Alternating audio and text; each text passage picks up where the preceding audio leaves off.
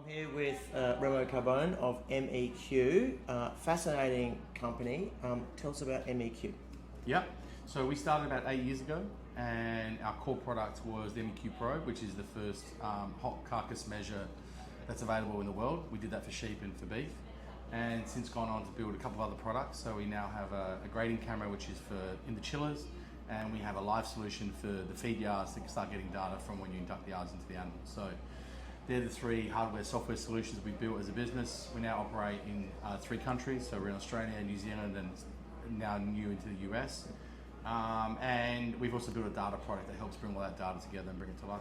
Okay, let's talk about the Pro first of all. Sure. How widespread is its use? What are you hearing back from people who are using it, and what does that mean for producers? Yeah, we're really excited. When we launched the Pro, we built it for sheep and we built it for beef. And so for us, we thought, in sheep there was no way to measure and grade lamb before, and we brought that in, and so we were pretty excited about that. But with the beef, there was already a very strong grading system, being obviously the MSA and the OSME grading.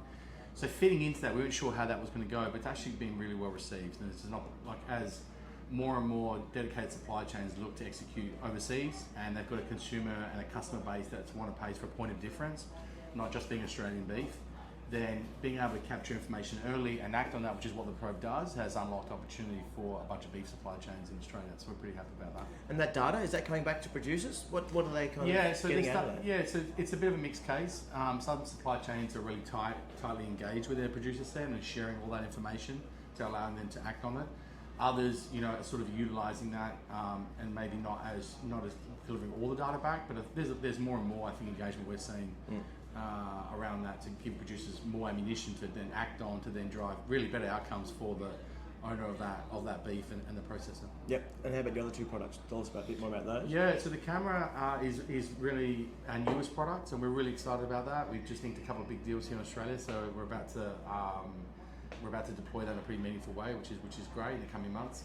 And that's really about capturing data on a cut surface, but also being able to capture that data and then present that back to the producers. So for an example, being able to show them the image of that particular carcass, so if they have questions about it or they feel like the distribution of value seems different to what they normally would get paid on, they have got something to go and look at and talk about, rather than a point of difference of just saying, well, I thought it was this way, I thought it was that. So the camera's serving a really good purpose there.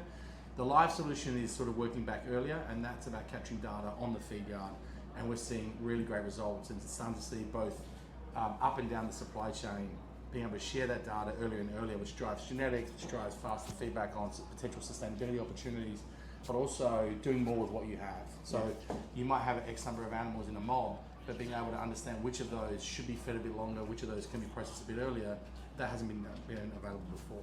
Now, many years ago I was at an event where David Williams or Killer Williams said the MEQ Probe will mean that they can start pricing the animal on the line, and they actually have real-time pricing based on the meat quality.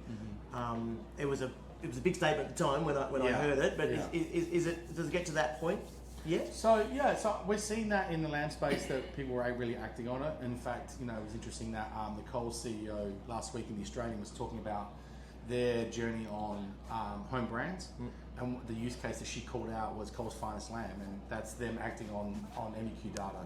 So that's like a really interesting example of commercial. We're seeing leading chefs in Australia start to act on that. So we're starting to see that in the lamb space. In the beef space, we're getting closer to that on the Probe itself. There's already a really tried and tested and understood way of pricing through the MSA grading process, but we're starting to see them more act on that. So I think that's all coming on the Probe front too. You said you're in 3 countries. You're actually based in the US, despite the fact that you started it in Gunnegai, and you've got a plant in Melbourne. Yeah. Tell us about your expansion in the US and how that's going.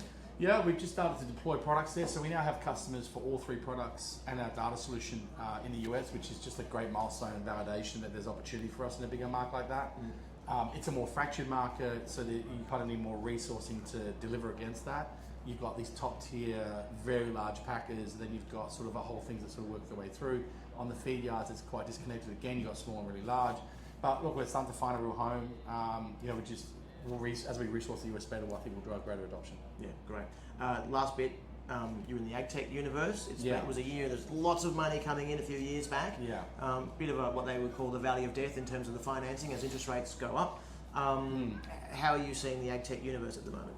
Yeah, I mean, look, it's hard to get investor attention. They've got more options. They've got more ways to generate a return on their capital without actually making you take as much risk. So that's understandable.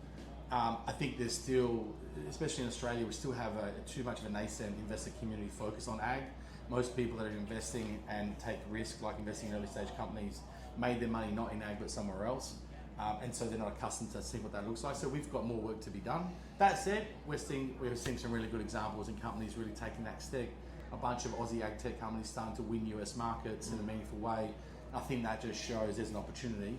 So I think Australia is a hotbed of innovation as it relates to ag tech. So it's definitely an area for investors to pay attention to. Remo Carbone, thanks so much. No worries, thank you.